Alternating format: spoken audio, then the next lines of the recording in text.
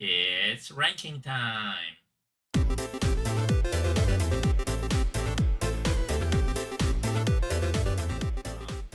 This is completely based on my personal preference. This is nothing scientific. This is just how I personally view the different operating systems of Windows. So yeah, let's start with the first one, which is Windows 1.0. Well, Windows 1.0. So this came out right after DOS. We'll put it at tier C because pretty much Windows 1.0 it did what it was supposed to do. It was quite revolutionary, but it still lacked many features. The majority of the users who used Windows 1.0 didn't use the mouse.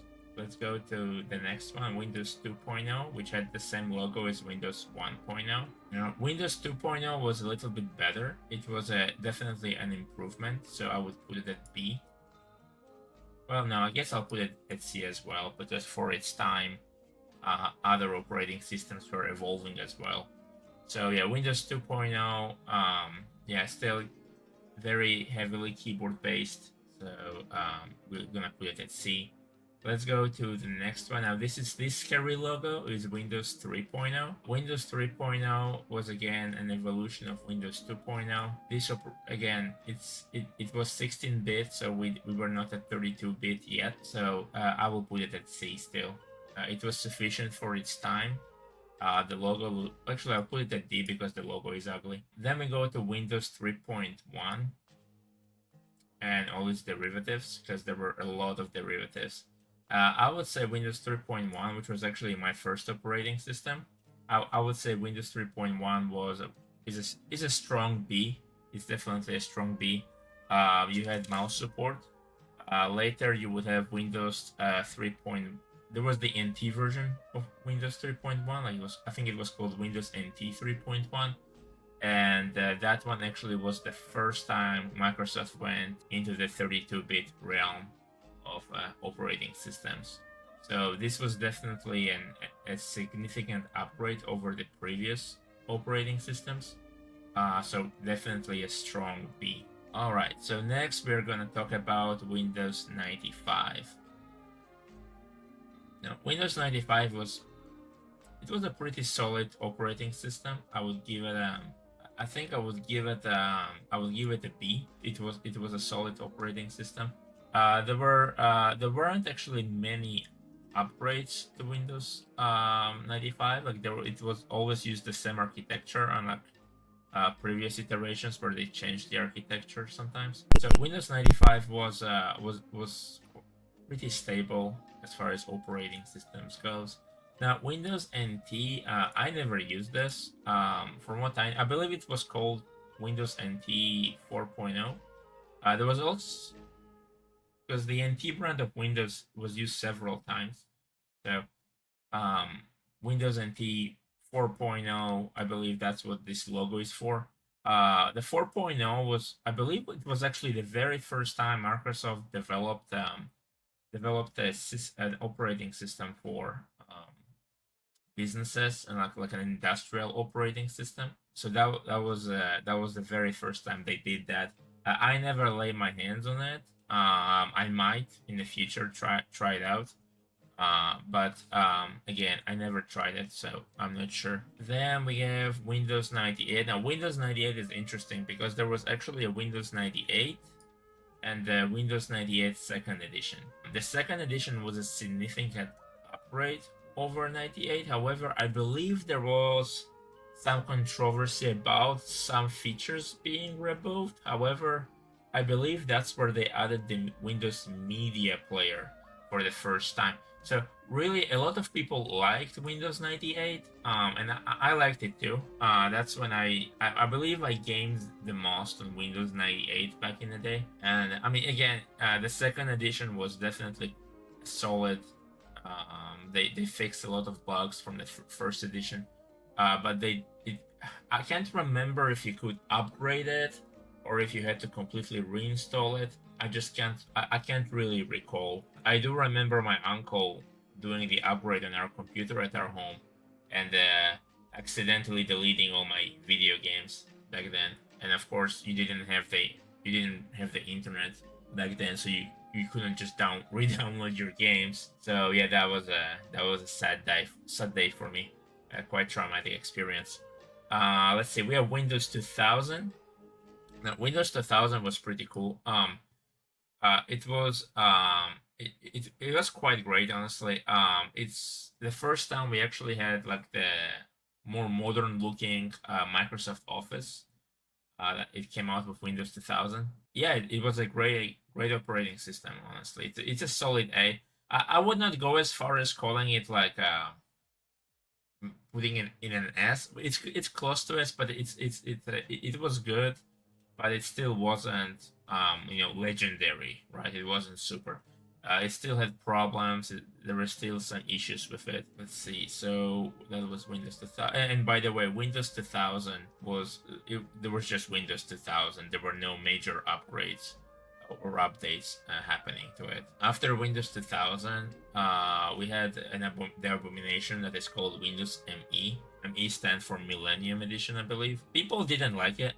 People just did not like it. I believe I tried it at school. Like we had some computers with the Millennium Edition. It was, I believe it was just like a more colorful Windows 2000 with some missing features and some added features that nobody asked for. I don't remember exactly what their features were, but I believe it has to do something with Realtek Player or things like that. I will go ahead and put Windows. I'll put Windows. I'll put.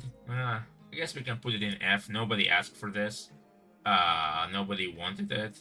If people had the choice, they would go for Windows 2000 back then. The next, Windows XP. Now, I loved Windows XP. I'm definitely, like, without a shred of a doubt, I'm putting it in S. Now, there were multiple revisions of Windows XP, but what we need to remember is that there were really you can split all the different revisions into two main categories. One category is the Windows XP 32-bit, and then the second category is the Windows XP 64-bit.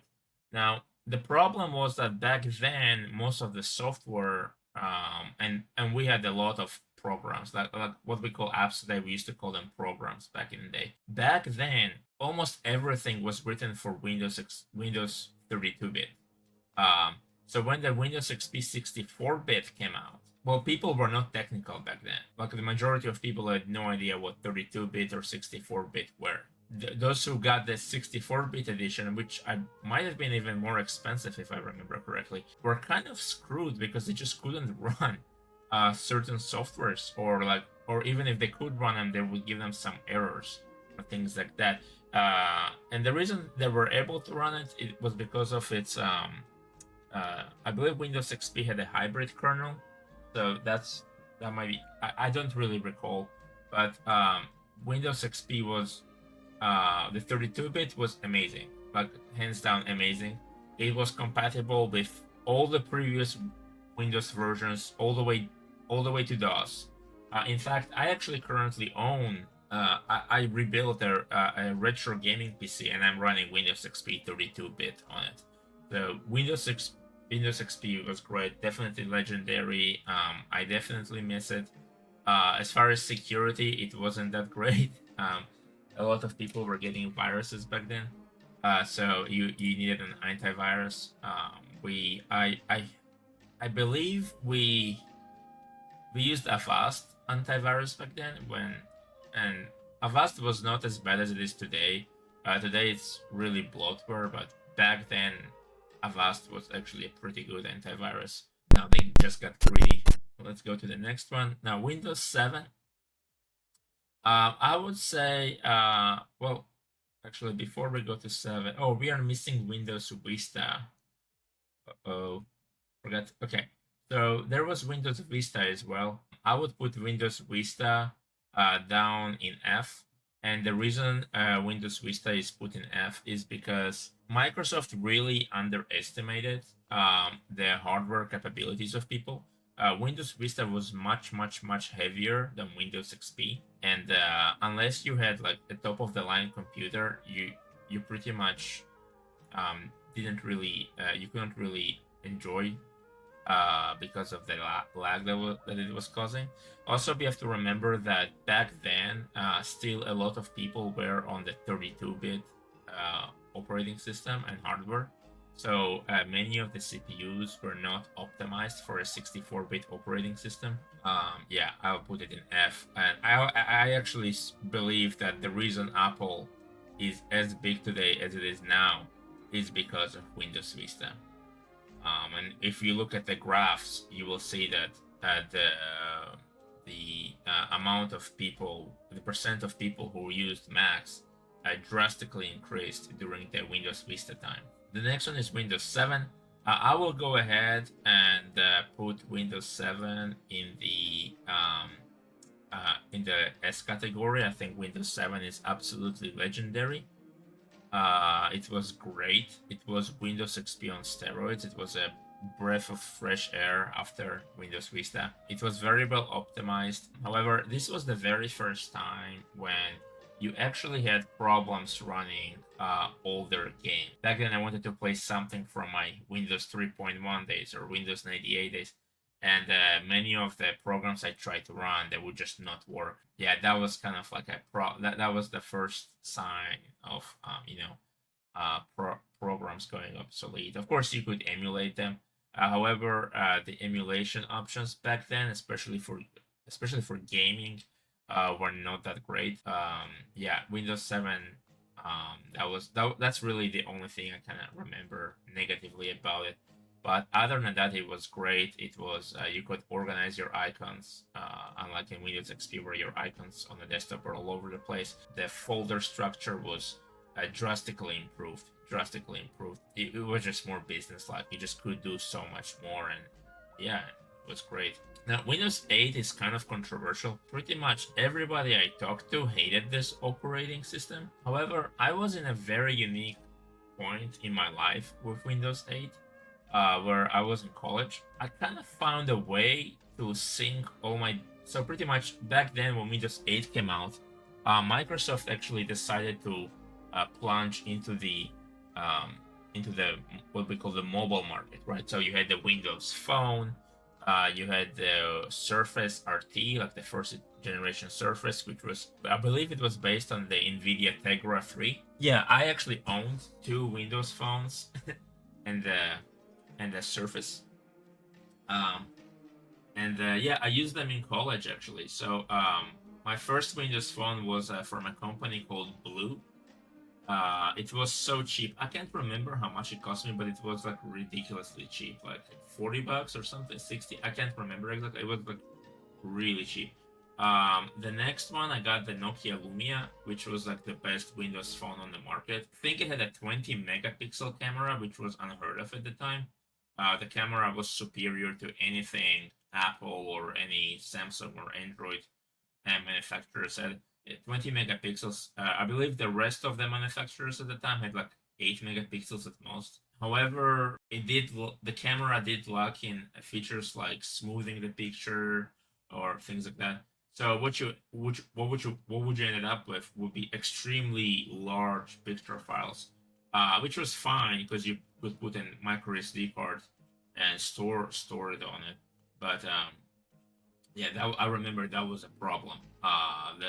The picture files were so big that even my laptop had trouble loading those pictures. And again, the quality was not great because just like the camera technology that Microsoft used, they just were not developing it honestly. So what I would do is I would have the Surface RT, I would have my Windows phone with a 20 megapixel, which was actually extremely useful in class because that 20 megapixel, because it was not smoothing anything, it would take beautiful pictures of the whiteboard that the professor would write in. So I would have like perfect resolution of everything the professor wrote. I would take a picture with my um, Nokia Lumia. It will sync to my OneDrive. It will pop up on my laptop. It will pop up on my Surface. I could move it into OneNote right away. I could take notes on top of that. I could import files like PDFs, or if I had an electronic book, I could screenshot it and just put it into my Surface. I could come back home. I could reorganize my notes on my laptop or desktop. I had a laptop back then, but I wish I had a desktop. So pretty much I could do all those different things, and it was, it was just great. Honestly, it was absolutely fantastic. I mean, I really enjoyed it. However, there was the problem. I believe the problem of Windows 8 was that the tiles were just not accepted by people. In general, they were really nice on the surface, and I remember I did play on them on my PC. I actually played with the tiles, and I customized them as much as I could. It was great. Also, the mobile Halo games came out. I actually enjoyed those, and they were running like at full 60 FPS on the Surface RT, which was very optimized, considering it had such a weak CPU like the Tegra 3. So yeah, that honestly, I Windows 8 was a great era. Honestly, in my opinion, at least for me. I know many people didn't like it and just stayed on 7. However, I believe they should have included the option to for a menu and other features. Plus, I will give it an A. I know many people will put it in D or F, but just from personal experience, I will put it in A. And I can see how it would be a problem to use Windows 8 in an environment where, like in a school environment, because it's just a mess. Honestly, it becomes extremely messy when you have multiple users on the computer. Let's see. So Windows 8.1 was Microsoft trying to bring back Windows 8 to Windows 7 while keeping the design of Windows 8. It was it kind of it made the fans of Windows 8 mad, and it made the fans of Windows 7 mad. It was just nobody really liked Windows 8.1. I'm gonna put it in D. I think it was just like they just went the completely wrong way. I think they should have included like it should have been a completely separate desktop OS instead of trying to integrate them so much. So they should have done like kind of like what Google does today, similar to that. But yeah, again, 8.1 was I think it was a disaster. Windows 10, let's see, 10 was 10. I think 10 is a strong S, honestly. I think people really liked 10. 10 is what 8.1 should have been. And yeah, I mean, there's really not much to say. I mean, I'm using it right now. I love Windows 10. Windows 10 is great. It's absolutely fantastic. It's intuitive. The file structure again is definitely improved, and yeah, it's great. Now let's talk about Windows 11. Honestly, I use Windows 11 for work. How many computers do I have with Windows 11? I think I have two computers with Windows 11. I really don't. I liked it at first, Windows 11, especially because I use a multi-monitor setup.